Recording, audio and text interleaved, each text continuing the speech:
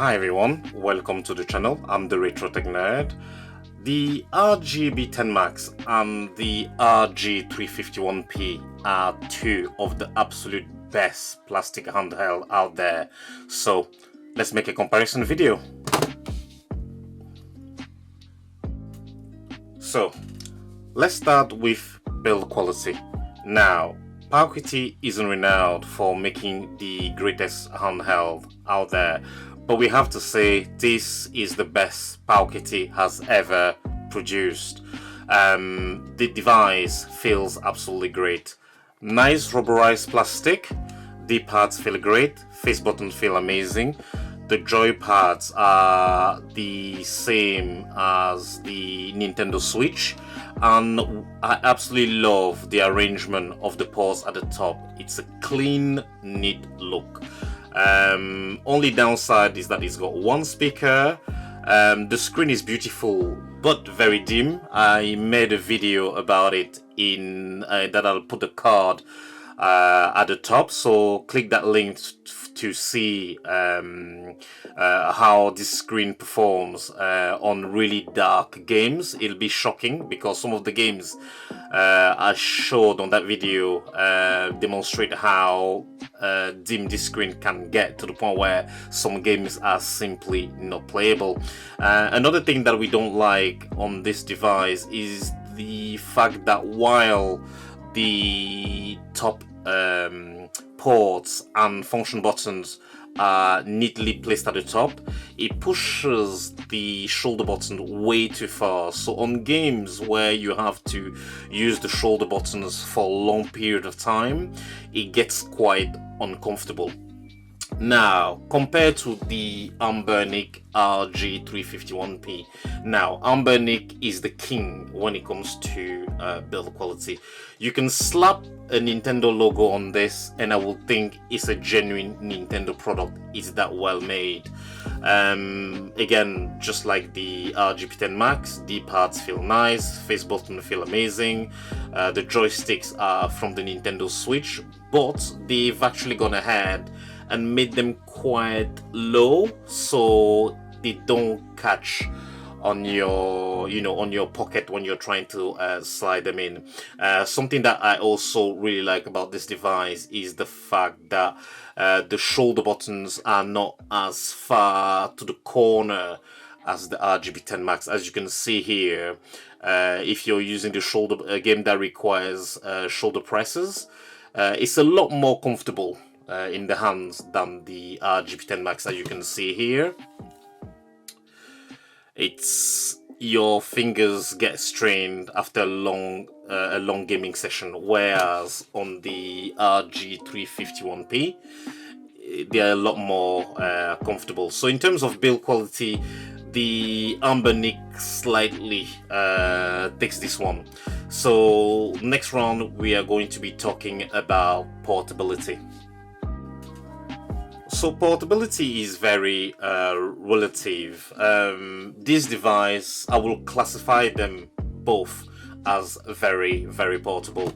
The RGB10 Max has a 5-inch screen, so you do sacrifice a little bit of portability for that beautiful 5-inch screen, and in my personal opinion, I think it's definitely worth it. It will not fit in your jeans, but it will certainly fit in, your jacket pockets or in your backpack during your daily commute. This one is slightly more portable, but of course it's because it has a much smaller screen. It can easily fit in your pocket, and you can also chuck it in your backpack or your coat jacket. So in terms of portability, I'll say it's a tie, because you are trading the screen for a little bit of portability, and in here you have a much smaller screen for a much more portable device, but it's the advantage is not that extraordinary. So I will classify both device very, very portable. Next we are going to be talking about the firmware support and the community behind each device. When it comes to emulation and development support, The RK3326 chipset have a lot of support behind them. The RGB10 Max is kind of a clone of the Odroid Go Super. I do prefer the RGB10 Max over the Odroid. But what the RGB10 Max can do is most definitely take advantage of all the developments done on the Odroid Go Super to have games run on this beautiful 5-inch screen. Now, the RG351p is an older device, and there are, I think, 3 or 4 very, very advanced firmware out there. My favorite at the moment is Arc OS, but I've heard of Retro Handheld that I think I might try on the RGB10 Max. So let me know in the comment section below what your favorite firmware is at the moment. But for me, I really like Arc OS. So in terms of emulation, they do practically the same thing. They are the same chipset. And they can run very similar firmware and have a lot of support behind them. So you will not go wrong buying any of these 2 devices. There's a lot of development support out there, so you can really make either of these devices your own and really push it to make it run the games you love in a great way. Now, to end the video, let's talk about what we like and what we dislike about each of these devices. Now, for the RGB10 Max, what we like about this device is also what lets it down slightly. Now, let's start with the display. It's a positive that it has a massive display, so that's definitely a plus. The controls feel absolutely amazing, but again, the shoulder buttons kind of let it down a little bit, being so far recessed into the corners. Another thing that we like about the device is the sound, but again, it only has 1 speaker and it's heavily weighted onto the left side. But apart from that, the device itself looks very retro. It's very easy on the eye. It's definitely a good looking handheld.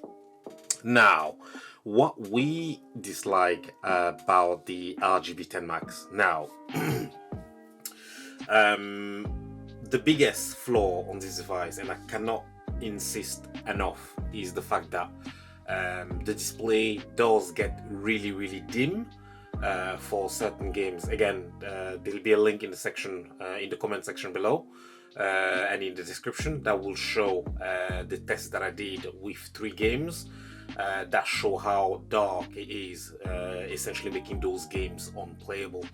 Again, I already mentioned the shoulder buttons that are not really ideal for long plays, and the fact that the sound, while is quite clear and quite loud, Pikachu definitely missed the mark here by simply having one speaker.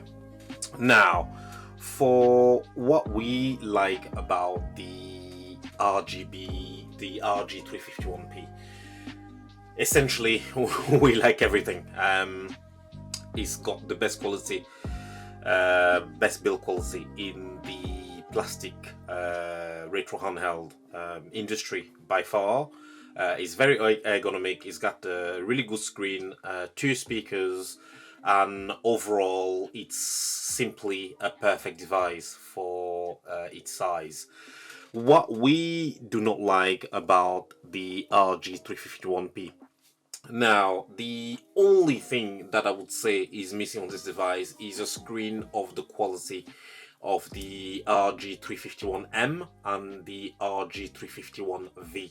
That's literally the, I will say, the only downside with this device. It's not a bad screen by any stretch of the imagination.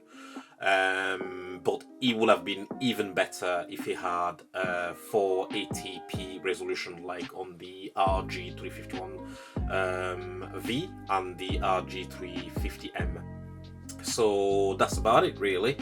But in conclusion, you will not go wrong buying any of these devices if you don't have the RG251 already. The RGB10 Max is definitely a viable purchase, but you just have to be aware that the screen makes some games unplayable.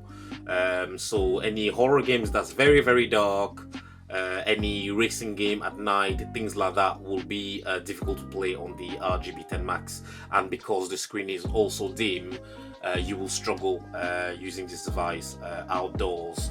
The RG351p is essentially complete device, very portable, great screen resolution, great ergonomics and everything. So to me, if I as someone that has played with these devices for quite a while now, the RG351p for me wins these battles essentially. It's simply due to one fatal flaw, that is the dim screen of the RGB10 Max. If the RGB10 Max didn't have a dim screen, I think the large display would have been enough for me to turn this into my daily driver, but because I can't play certain of my favorite games because they're just too dark, unfortunately the RG351p will continue to be my daily driver. But let me know in the comment section below what you guys think. Do you own any of these devices? Are you planning to buy any of these too? Let me know in the comment section below.